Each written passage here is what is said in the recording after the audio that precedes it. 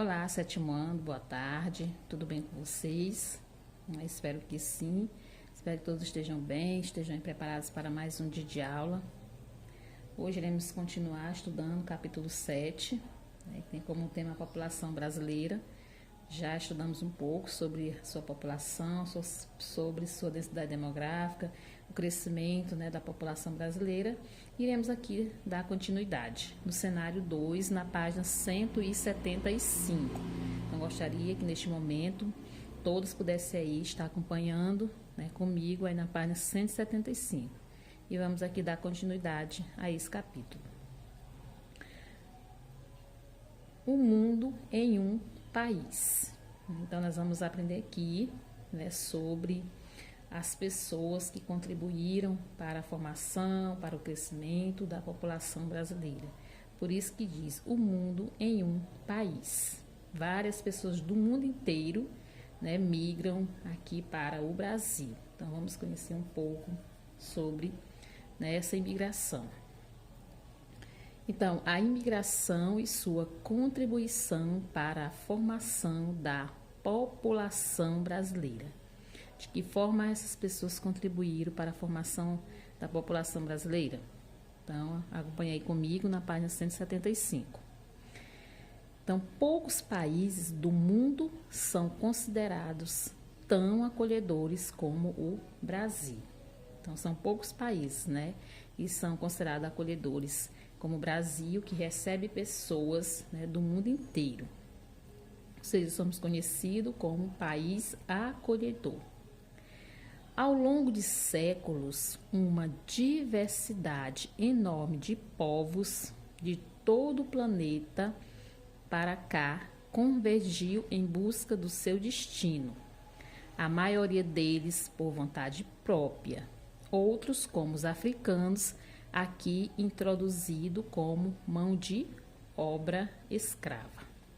Então, várias pessoas do mundo inteiro migram para o Brasil, uns por vontade própria e outros de uma forma forçada, como é o caso dos africanos, que aqui, introduzido como mão de obra. Eles migraram para o Brasil de uma forma forçada para trabalhar como mão de obra escrava, que durou muito tempo, Então, eles migraram dessa forma. Então, uns vêm por vontade própria e outros, aí no caso dos africanos, de uma forma forçada.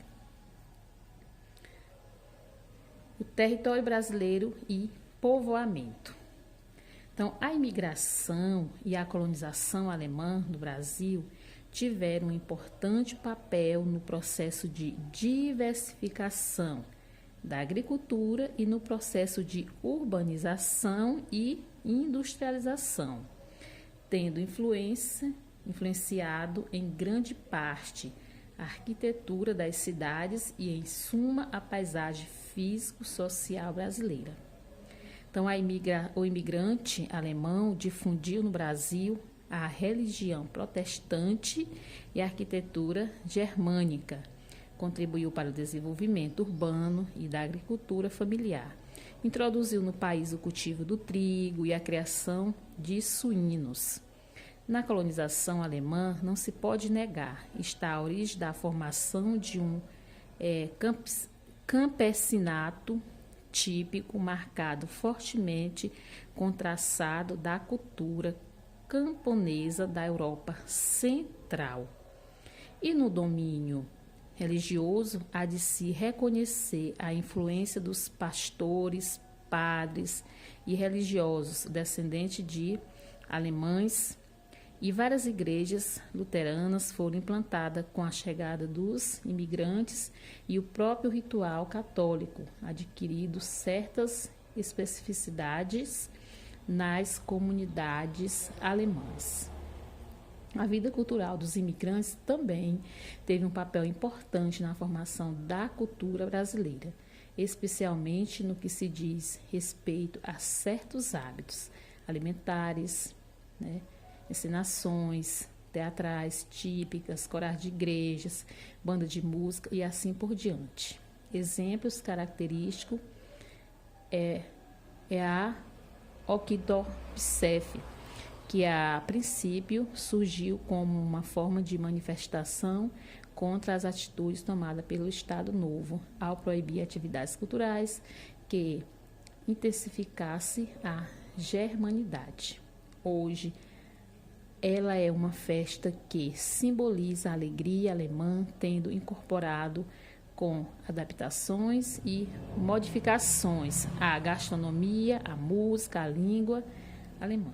Então, o que está querendo dizer esse texto? Aqui são, né, a forma de contribuição desses imigrantes para o nosso país. Então, quando eles vieram para o Brasil, né, eles trouxeram a sua cultura, a sua religião, suas manifestações. Então, eles contribuíram para a formação da população brasileira. Então, como o Brasil é um país acolhedor, então eles também trouxeram sua influência. E assim contribuíram, de certa forma, para enriquecer a cultura, né, a economia, as festas aqui do nosso país, ou seja, do Brasil.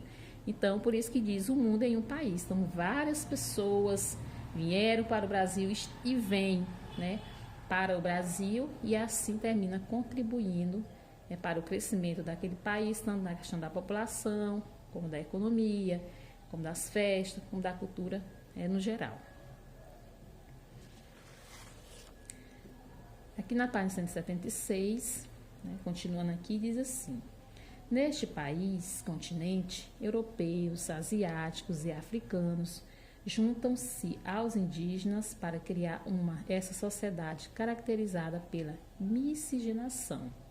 Então, essa miscigenação ela surgiu a partir aí da formação desse povo, né, do cruzamento entre esses povos. Então, nós somos considerados país mestiços. Então, nós somos formadores do indígenas, né, do branco e do negro, que juntos, né, formaram essa miscigenação. Entre os grupos de imigrantes que aqui apontaram de forma espontânea, né, que vieram para cá de forma livre, destacam-se os portugueses, italianos, espanhóis, alemães, japoneses e além de sírios, libaneses, poloneses, russos, ucranianos, holandeses e até chineses e coreanos vieram para cá, para o Brasil, e assim contribuíram para a sua formação. Então, esses são os grupos que se destacam, né, aqui no Brasil. E esses imigrantes, eles contribuíram de 3 formas para a construção do espaço e da população brasileira. De que forma eles contribuíram? Então, vamos lá. Em primeiro lugar, contribuíram para o crescimento populacional do Brasil entre o começo do século XIX e a década de 1930. Então, esses imigrantes eles contribuíram, né, para o crescimento. Então, aí foi uma das primeiras formas, né, de que eles contribuíram. Período em que o nosso crescimento vegetativo era muito baixo, como mostra o gráfico abaixo. E em segundo lugar, eles promoveram o quê? A ocupação de várias áreas do sul e sudeste brasileiro. Então, primeiro, né, eles contribuíram para o crescimento populacional e em segundo lugar, né, para o crescimento vegetativo, que era muito baixo nessa década aí. Então, como era muito baixo, então o Brasil, a sua população era baixa. E terceiro, eles ampliaram a oferta de mão de obra para a cafeicultura e principalmente para a nascente industrialização no início do século XX. Então, eles contribuíram dessas 3 formas. Primeiro, para o crescimento populacional do Brasil, né? E em segundo, né, para o período em que o nosso crescimento vegetativo era baixo, como aí mostra. Eles promoveram a ocupação de várias áreas do sul e do sudeste, ou seja, essas pessoas que vieram para o Brasil, eles ocuparam principalmente ali a região sul e sudeste. E em terceiro lugar, eles ampliaram, né, a oferta de mão de obra para a cafeicultura, né, que foi a época da colheita do café, que vieram muitos imigrantes para o Brasil, principalmente japoneses, né, nessa época aí adentraram para o Brasil. E assim foi crescendo a nossa população e aí eles foram contribuindo eles foram responsáveis para esse crescimento da população, né, do Brasil. Nesse gráfico abaixo, aí da página 176, temos aqui imigrantes, entradas no Brasil, 1808 a 1973. Então, nesse período aí, estamos aqui milhares, né? Vocês podem observar aí no gráfico, nós temos aqui 1908, 1950, aí você vai ver aí, tem a Lei Eusébio de Queiroz, aqui foi o tempo da abolição da escravidão, né? Aí temos aí a Primeira Guerra Mundial, nesse período aí que aconteceu, crise econômica mundial, a lei de cota de imigração, Segunda Guerra Mundial, industrialização e regime militar. Então, aí tem uns períodos, né, que aconteceu cada um desses fatos aí. Então, vocês podem observar aí no livro, no gráfico, e pode estar fazendo a leitura. Então, a gente pode ver que houve esse crescimento devido a esses imigrantes, né, que adentraram aqui para o Brasil. Então, contudo, com a criação das leis de cota de imigração, instituída por Getúlio Vargas, né, em 1930, que o objetivo dessas cotas era proteger o mercado de trabalho para o brasileiro, ou seja, proteger o mercado de trabalho somente para os brasileiros. A imigração decresceu, uma vez que a lei estabelecia uma cota anual de 2% do total de cada nacionalidade que havia imigrado dos últimos 50 anos. Né? Era uma porcentagem que eles tinham que contribuir. Então, essa lei de cota, ela era para proteger, né, o mercado de trabalho para os brasileiros. Mas, recentemente, como consequência do crescimento econômico brasileiro, corrente de imigrantes de países pobres tem afluído para o Brasil em busca de emprego e qualidade de vida. Então, como cresceu, né, houve um crescimento econômico aqui do Brasil. Então, corrente de imigrantes de países pobres, pessoas que moram em países pobres, principalmente aqui da América do Sul, como os haitianos, né, venezuelanos, alguns países que fazem parte e também os países migraram aqui para o Brasil em busca de emprego e também uma qualidade de vida melhor. E muitos são que latinos-americanos, como bolivianos e haitianos. Outros vêm livremente da África, fugindo da fome e das guerras, como nigerianos e angolanos. Então, aí, alguns vêm fugindo, né, de guerra e também da fome, e outros vêm livremente para trabalhar aqui no Brasil e assim procurar uma qualidade de vida melhor. Os anos de 2015 e 2016 foram marcados pela chegada intensa de sírios.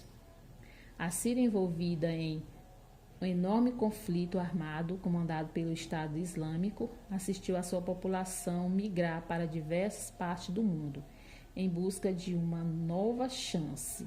E o Brasil, apesar de ser um dos países eleitos pelos sírios, não ofereceu uma estabilidade econômica para acomodar de forma saudável qualquer tipo de imigrante. Então, mesmo ele sendo um país acolhedor, eleito, né, por receber esses imigrantes, ele não ofereceu, né, uma forma saudável para qualquer um desses imigrantes que estavam vindo para cá. Porque, como a gente viu aqui, que essa lei de cota era proteger o mercado de trabalho somente para os brasileiros.